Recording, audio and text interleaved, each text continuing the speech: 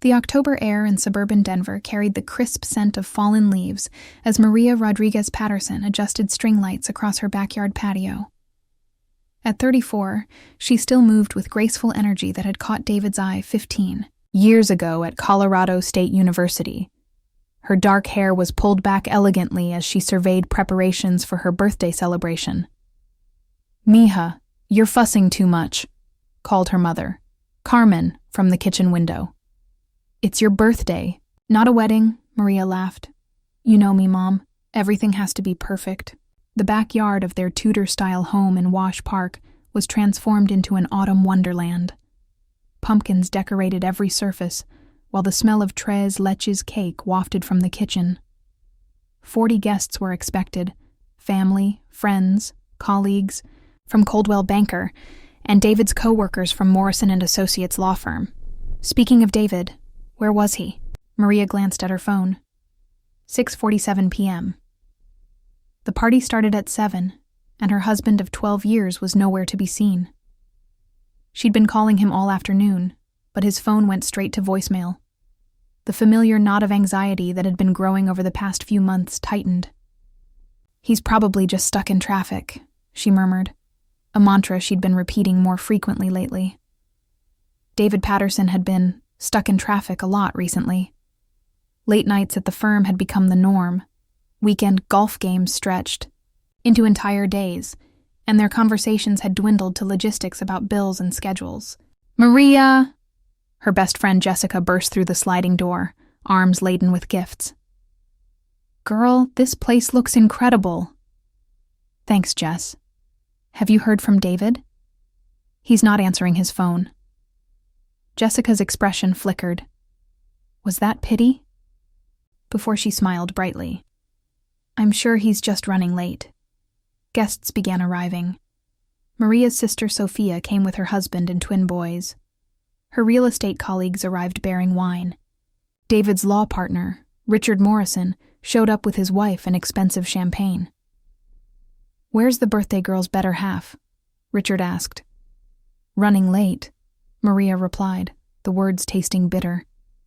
"You know David, always the perfectionist." By 8:15, the party was in full swing, but Maria felt like she was watching through glass. She smiled, laughed at jokes, accepted compliments, but part of her kept scanning for David's familiar figure. "Maria, time for cake," Sophia called out, and the crowd gathered around the beautifully decorated tres leches cake. Just as the group began singing Happy Birthday, the sliding door opened and David appeared. Relief flooded through Maria's chest, followed immediately by irritation. His usually immaculate appearance was disheveled, tie loosened, hair mussed. There was something in his expression she couldn't read. Guilt? Nervousness? "Sorry I'm late, everyone." David's voice boomed with practiced charm. Had to take care of something important. His eyes met Maria's briefly before looking away. "Happy birthday, sweetheart." He approached with his confident stride, but Maria noticed his hands shaking as he pulled an envelope from his jacket. It was thick, cream-colored paper, expensive stationery, the kind they'd used for their wedding invitations. "I have something special for you," he said, his voice carrying across the quiet patio. Everyone was watching now, phones out to capture the moment. "Something I've been working on for a while." Maria's heart skipped. Maybe she'd been wrong to worry.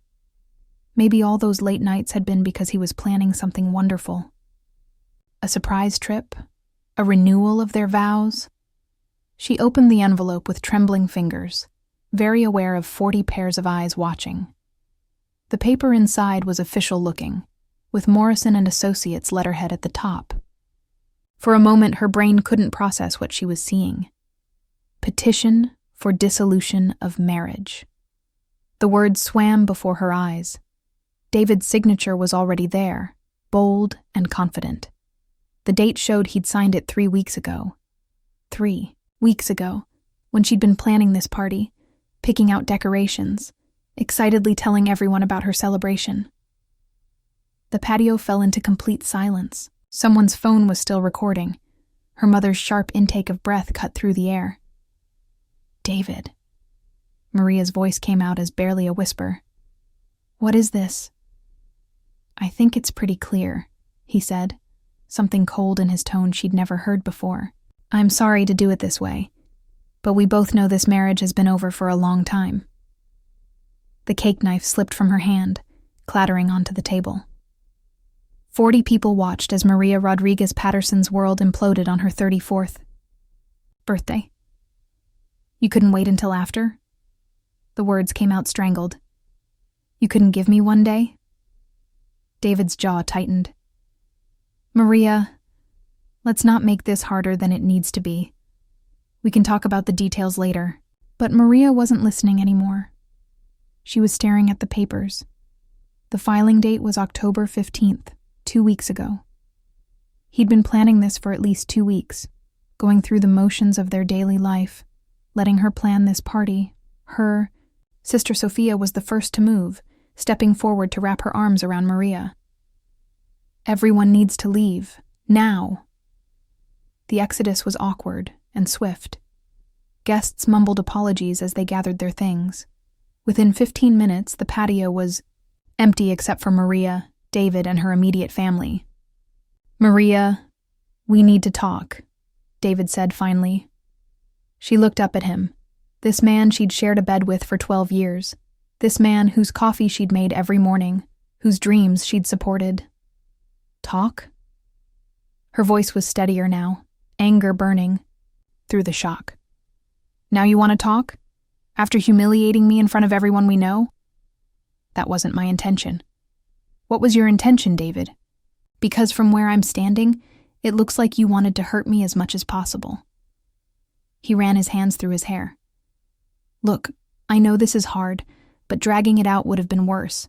We can handle this like adults. Adults? Maria's voice rose. Adults don't ambush their spouses with divorce papers at birthday parties. You're being dramatic. The word hit her like a slap. Dramatic. How many times had he used that word to dismiss her feelings over the past year? Get out, she said quietly. Maria, get out of my house. Now. David's face hardened. It's our house, actually. And according to these papers, we need to discuss division of assets. Something cold settled in Maria's chest. She looked at the man she'd loved for 15 years, and suddenly she didn't recognize him at all. Fine, she said, her voice calm now. We'll discuss it. Through lawyers. Get out. After David left, Maria stood alone on her patio, surrounded by the remnants of what was supposed to be a celebration. Her family had tried to stay, but she'd sent them home, needing space to process. She picked up the divorce papers again, studying them in the glow of the string lights. Irreconcilable differences. No-fault divorce. David was asking for a 50-50 split of all assets, including the house. But as Maria read more carefully, questions began forming. David had been meticulous, almost too prepared. The timeline didn't make sense. If this decision had been building for months, why had he signed the papers just 3 weeks ago? She thought about his behavior over the past few months. The late nights, the secretive phone calls, the way he'd become protective of his laptop and phone, the credit card statements she'd stopped seeing. Maria Rodriguez Patterson had built a successful career reading people, understanding motivations, seeing through facades. It was what made her such a good real estate agent. She could tell when clients were hiding something. And right now, every instinct was screaming that David was hiding something. She pulled out her phone and dialed Jessica's number. Jess? It's me. I need your help. And I think I'm going to need a really good lawyer. The morning after her birthday disaster, Maria woke up in her guest bedroom with mascara stains on the pillowcase and a headache like someone had taken a sledgehammer to her skull. October sunlight streamed through the blinds, and for one moment, she forgot what had happened. Then reality came crashing back. Divorce papers, birthday party, 40 witnesses to her humiliation. But as she splashed cold water on her face, something shifted. The initial shock was wearing off, replaced by something sharper. Maria had built her career on being thorough, on asking the right questions, on never taking anything at face value. It was time to put those skills to work. Her phone buzzed with a text from Jessica. Coffee in 20 minutes. Starbucks on South Gaylord. We're making a plan.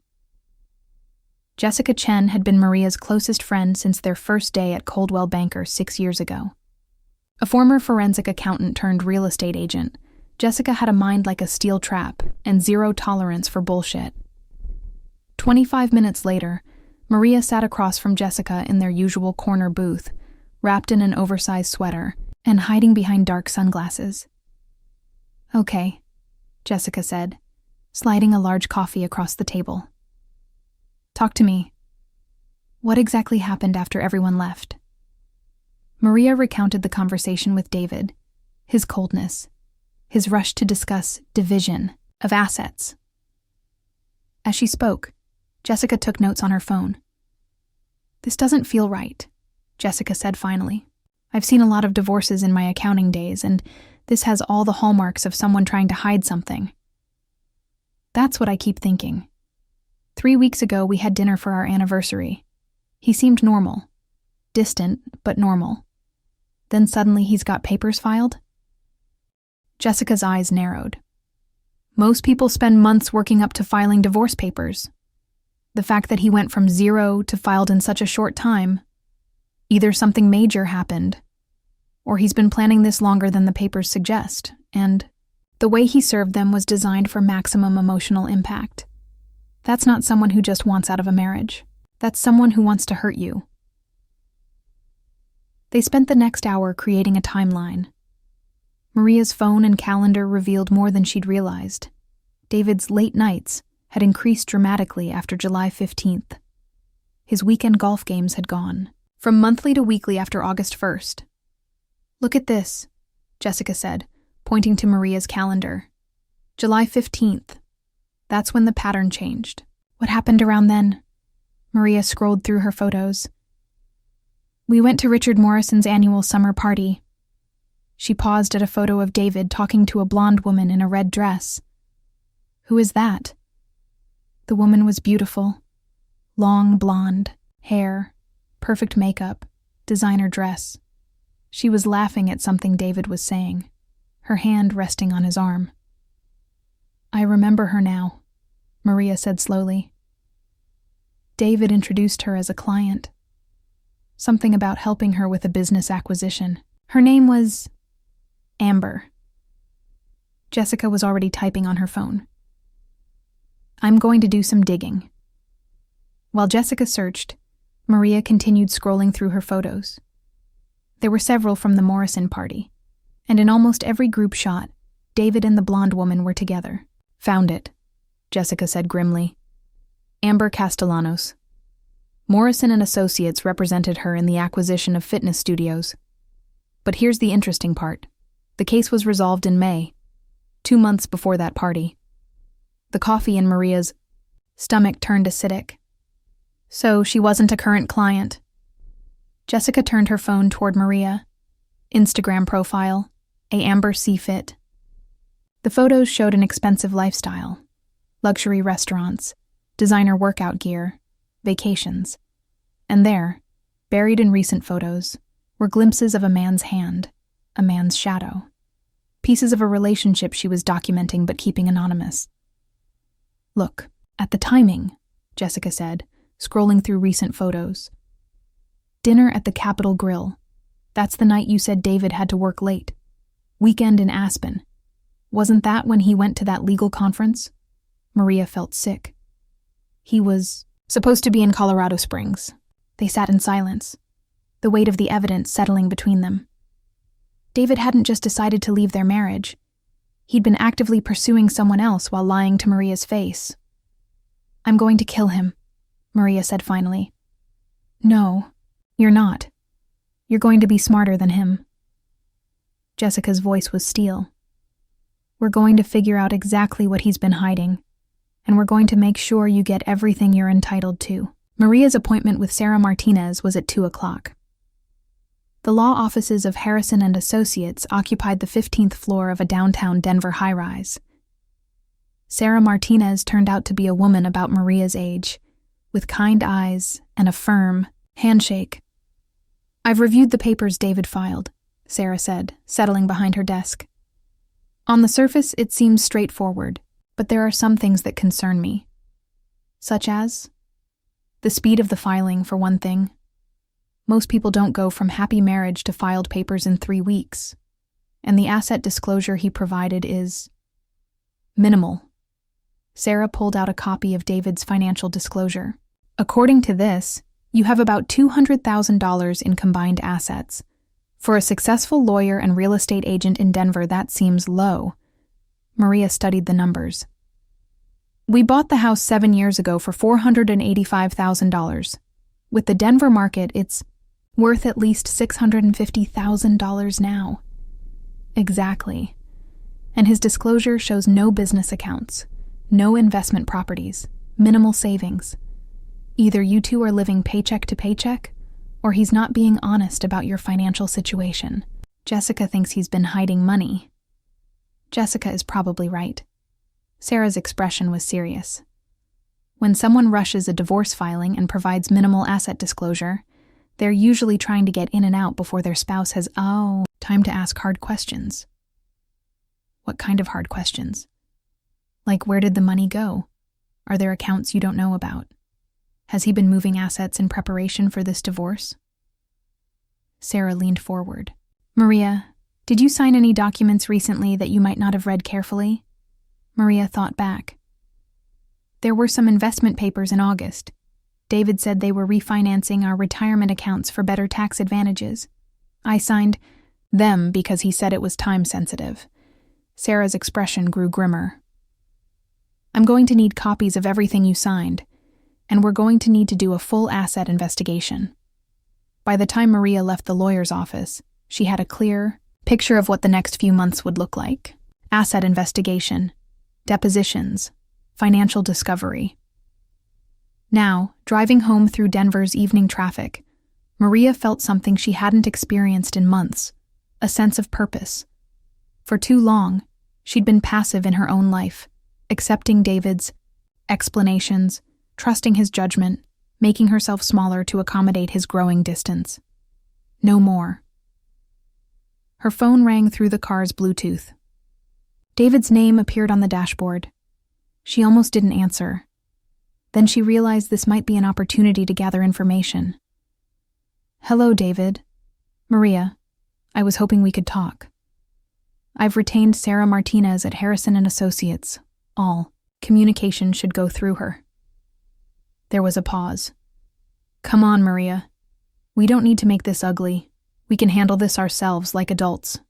That word again. Adults. Adults don't ambush their spouses with divorce papers at birthday parties, David. Adults don't lie about golf games and business trips. I don't know what you're implying. I'm not implying anything. I'm stating facts. Golf with Richard, remember? Except Richard wasn't playing golf last Saturday. I checked. The silence stretched longer this time. When David spoke again, his voice had changed, taking on the cautious tone he used with hostile witnesses. "Maria, I think you're upset and not thinking clearly. Maybe you should take some time before you make any decisions you'll regret." "The only thing I regret is not asking harder questions sooner." Maria pulled into her driveway. "But don't worry, David. I'm asking them now." She hung up before he could respond. As she walked toward her front door, Maria noticed David's car parked across the street. Not their silver BMW, but a black sedan she didn't recognize. He was sitting behind the wheel, phone pressed to his ear, gesturing animatedly. She pretended not to see him and went inside, but watched from the living room window as he continued his intense phone conversation for another 10 minutes before driving away. Who was he calling? And why was he watching her house? Maria poured herself a glass of wine and sat down with her laptop. If David wanted to play games, she was going to learn the rules, and she was going to win. She started with Amber, Castellanos' social media accounts, taking screenshots of every photo that might contain evidence. Then she logged into their shared bank account and began printing statements, looking for patterns she'd never noticed. The numbers told a story. Regular transfers to an account she didn't recognize. Cash withdrawals that were larger and more frequent than usual. Credit card payments for purchases that didn't match anything in their house. By midnight, Maria had filled an entire folder with evidence of her husband's double life. Bank statements, social media screenshots, calendar entries, photographs. David thought he was 10 steps ahead of her. He thought he could control the narrative, rush the divorce, and walk away with minimal consequences. He was about to learn how very wrong he was. 3 weeks after the birthday party from hell, Maria Rodriguez Patterson had transformed from heartbroken wife to determined investigator. Her dining room table had become mission control, covered with bank statements, legal documents, and a timeline that Jessica had helped her create. "This is impressive," Sarah Martinez said, surveying the organized chaos during their weekly strategy meeting. "And slightly terrifying. The past 3 weeks had yielded a treasure trove of information. David's lies weren't just about Amber Castellanos. They formed an intricate web of deception that went back almost a year." "Show Sarah what we found about the business account," Jessica said. Maria pulled up a bank statement on her laptop. In March, David opened a business account for consulting services. He told me it was for freelance legal work. "Look at the deposits." Sarah studied the screen. $3,000 here, $2,500 there, $4,000 the next month. That's significant money. That's just it. I don't think he was consulting for anyone. Look at this. Maria opened another window showing David's law firm's caseload. Every time there's a deposit into the consulting account, there's a corresponding settlement or fee payment to Morrison and Associates on a case David worked. Sarah's eyebrows rose. "You think he's been skimming from the firm?" "Money has definitely been flowing from Morrison and Associates into David's personal account." Jessica leaned forward. "And that's not the best part. Show her the Cayman Islands account." Maria's discovery of David's offshore banking had been accidental.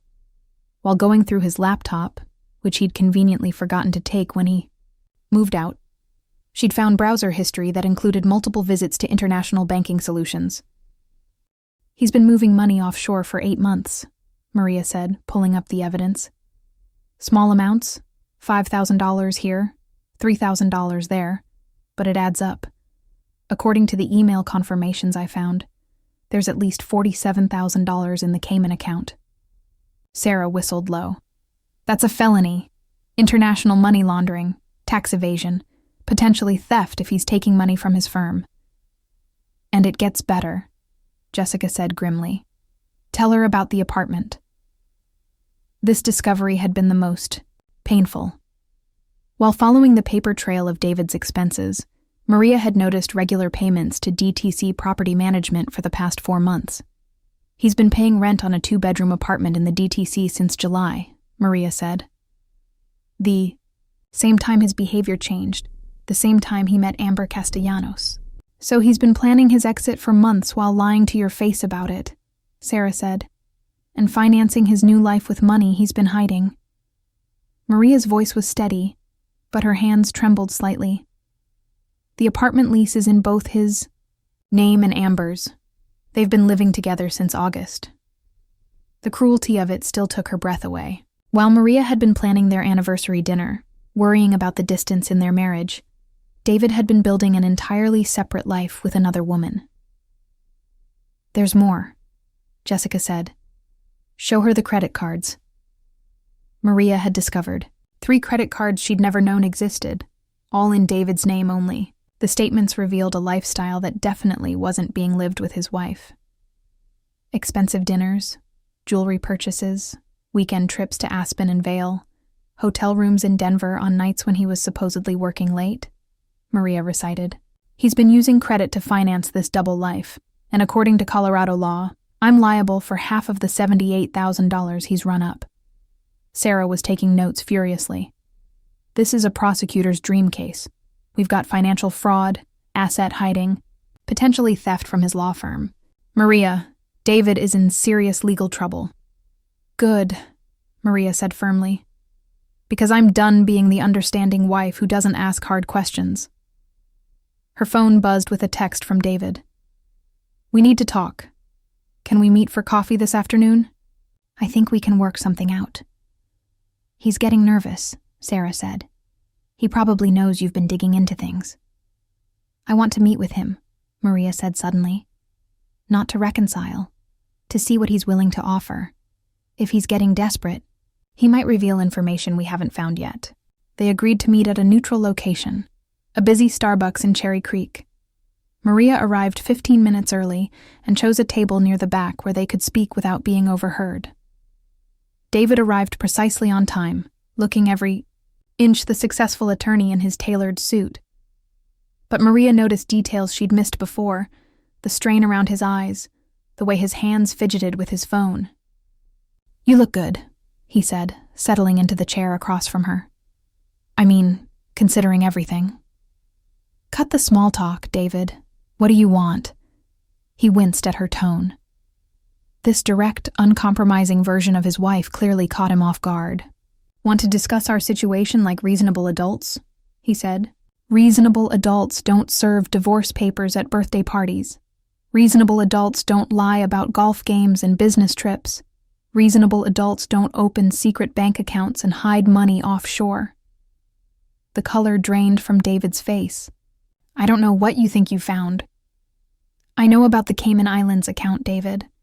I know about the apartment in the DTC that you're sharing with Amber Castellanos. I know about the credit cards, the inflated expense reports, and the money you've been siphoning from Morrison and Associates. David's coffee cup rattled against the saucer as he set it down. For a moment, the confident lawyer facade cracked completely, revealing genuine fear. Maria, listen. No, you listen. Her voice was quiet but carried authority. For 12 years, I trusted you completely. I signed papers without reading them because I believed you had our best interests at heart. I never questioned the late nights because I thought you were working hard for our future. But I'm not that naive woman anymore. I've spent the last 3 weeks learning exactly who you really are, and frankly, I'm disgusted. Not just by the affair, but by the theft, the fraud, the calculated way you've been preparing to screw me over financially. It's not what you think. It's exactly what I think. You've been stealing from your law firm, hiding assets, and planning to walk away from our marriage with most of our money while leaving me responsible for debt I didn't even know existed. Maria leaned forward. Did you really think I wouldn't figure it out? David ran his hands through his hair. The money in the Caymans, that's not what it looks like. I was protecting our assets in case the firm had financial problems. Stop lying. Maria's voice cut through his explanation. I've seen the timeline, David. The offshore transfers started the same week you began your affair with Amber. This isn't about protecting family assets. This is about you stealing money to finance your new life. The silence stretched between them. David glanced around the coffee shop as if looking for an escape route. What do you want? David asked finally, his voice defeated. I want the truth. All of it. How much money is hidden, where it's hidden, and how long you've been planning this. If I tell you everything, what happens then? That depends on how much you've stolen and how cooperative you are. Maria's tone was businesslike. My lawyer seems to think the district attorney would be very interested in your creative bookkeeping. The threat hit its mark. David's face went pale. You wouldn't. Try me. I've got nothing left to lose, David. You already took my marriage, my sense of security, my ability to trust my own judgment. What exactly do you think I'm protecting at this point? David stared at his hands for a long moment. When he looked up, something had shifted in his expression. The fear was still there, but underneath it was a cold calculation. What would it take, he said finally, for you to agree to a quick, quiet divorce? No asset investigation, No involving. The DA's office, no dragging this through the courts. There it was. David's real agenda for this meeting. He was trying to buy her silence. What are you offering? 70-30 split of all known assets in your favor. I take responsibility for all the credit card debt. You keep the house, your car, your retirement accounts. I move out immediately and we file an uncontested divorce. It was a generous offer, much more generous than the 50-50 split he'd originally proposed, which meant he was hiding far more than she'd discovered. And the money you've moved offshore? Stays where it is. That's my business, not community property. Maria almost smiled. He was still lying, still trying to manipulate the situation. I need to think about it, she said, standing up from the table. Maria, wait. David reached across the table, his hand covering hers. I know I've handled this badly. I know I've hurt you.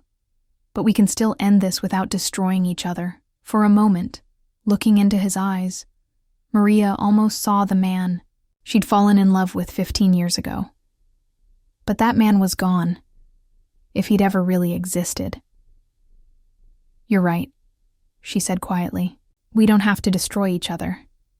Relief flooded David's face. But I'm going to destroy you, Maria continued, her voice still calm.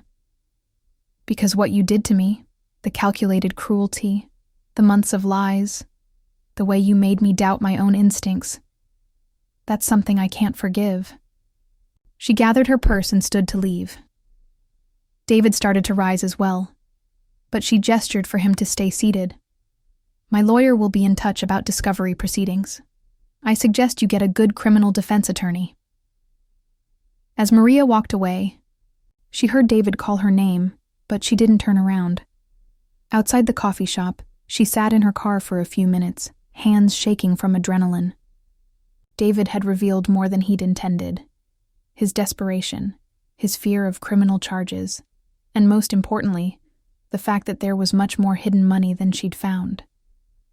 She pulled out her phone and called Sarah Martinez. How did it go? Sarah asked.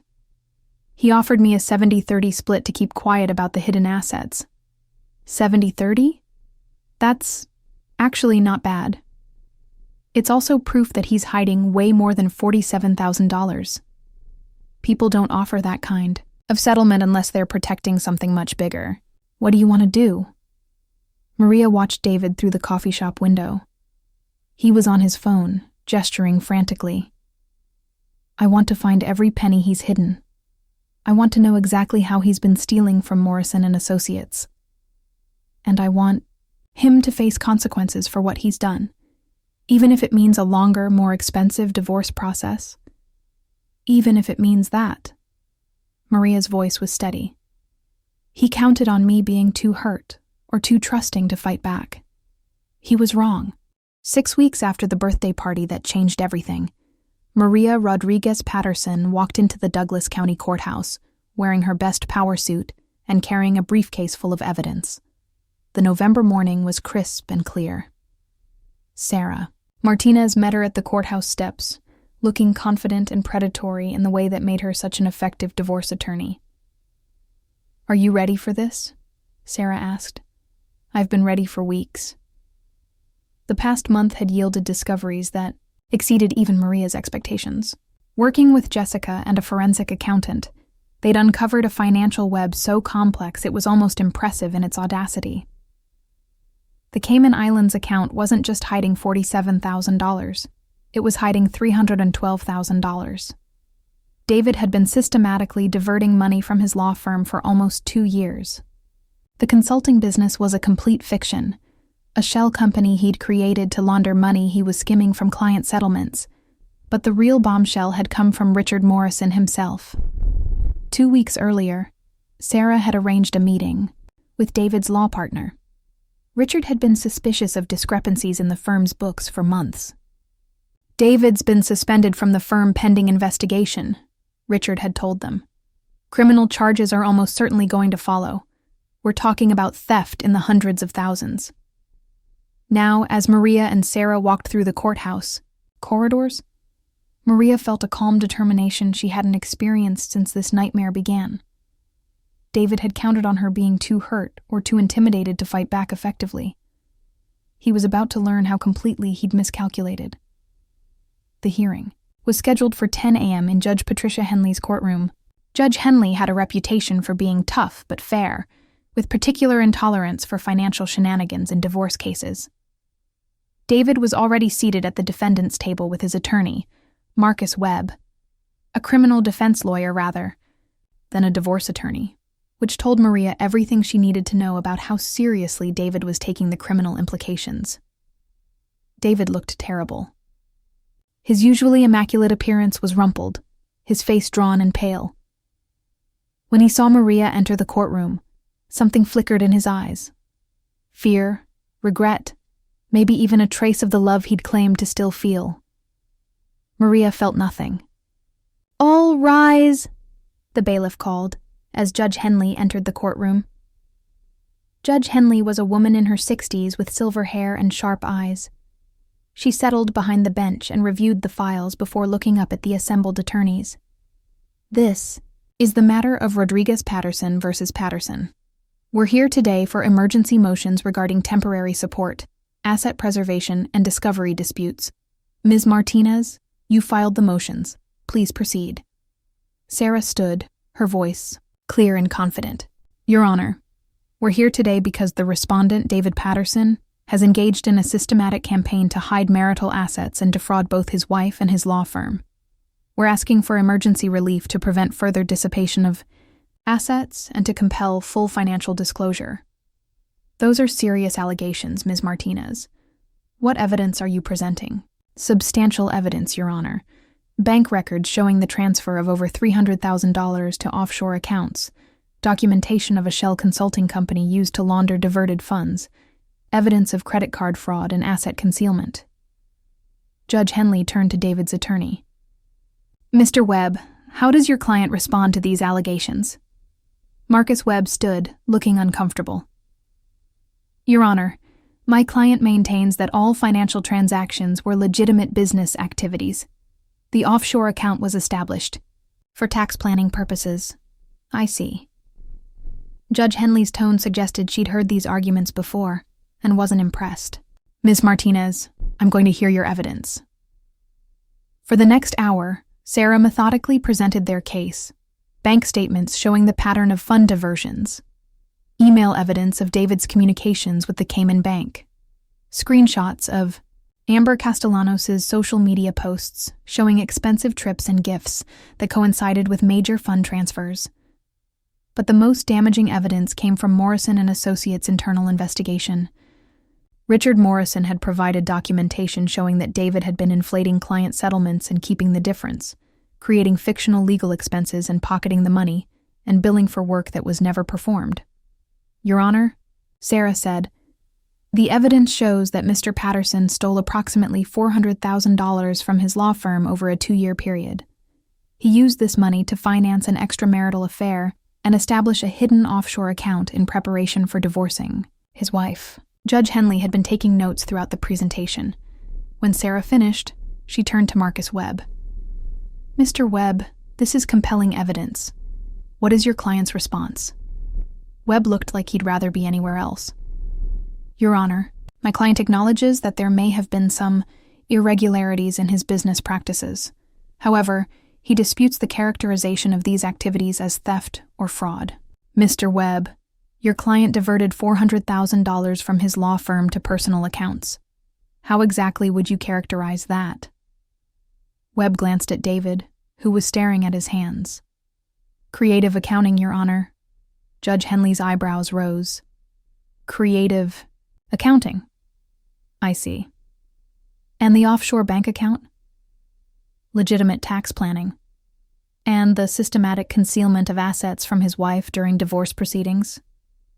Webb was quiet for a long moment.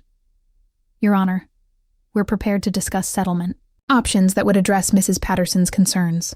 "I'm sure you are." Judge Henley's tone was dry. "But first, I'm going to rule on the emergency motions before me." She reviewed her notes for several minutes while the courtroom waited in tense silence. David kept glancing at Maria, but she refused. To meet his eyes, "I'm going to grant the petitioner's emergency motions," Judge Henley said finally. "All marital assets are hereby frozen pending resolution of this case.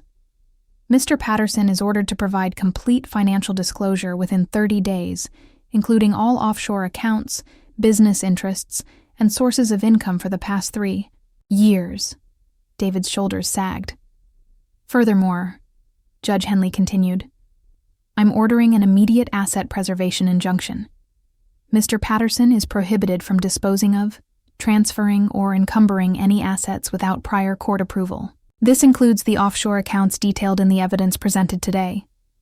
Sarah squeezed Maria's hand under the table. "Finally," Judge Henley said, looking directly at David, "I'm referring this matter to the District Attorney's Office for criminal investigation. The evidence presented suggests serious financial crimes that warrant prosecution." Marcus Webb stood quickly. "Your Honor, we request time to respond to these orders." "Mr. Webb, your client has had months to voluntarily disclose this information. Time's up." Judge Henley's voice was firm. "We'll reconvene in 30 days for a full hearing. I expect complete financial disclosure by then, or Mr. Patterson will be held in contempt." As the hearing concluded and people began filing out, David approached Maria. His attorney tried to stop him, but David brushed past Webb's restraining hand. "Maria, please. Can we talk?" She looked at him, really looked at him, for the first time since the coffee shop meeting.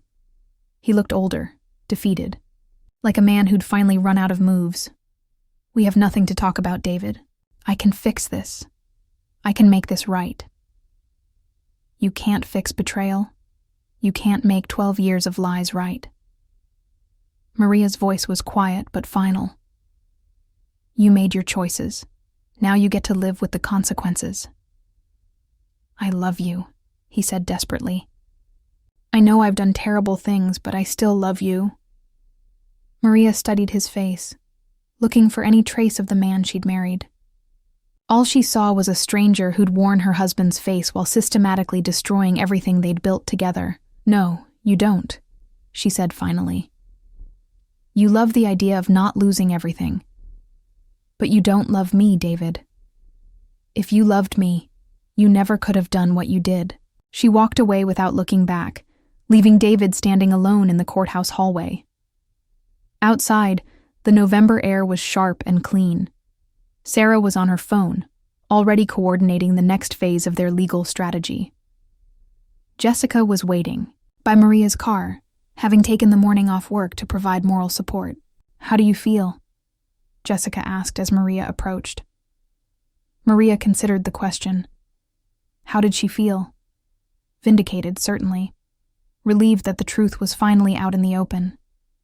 But underneath those emotions was something deeper. "I feel free," she said finally. "For the first time in months, I feel like myself again." Over the following weeks, the full scope of David's deception continued to unfold. The criminal investigation revealed that he'd been stealing from Morrison and Associates for nearly 3 years, with total losses exceeding $500,000. Amber Castellanos, faced with the reality of her boyfriend's criminal behavior and financial ruin, had apparently decided that David wasn't such a catch after all. According to mutual acquaintances, she'd moved out of their apartment and was reportedly dating a tech executive from Boulder. The irony wasn't lost on Maria. David had destroyed his marriage, his career, and his freedom for a woman who'd disappeared the moment things got complicated.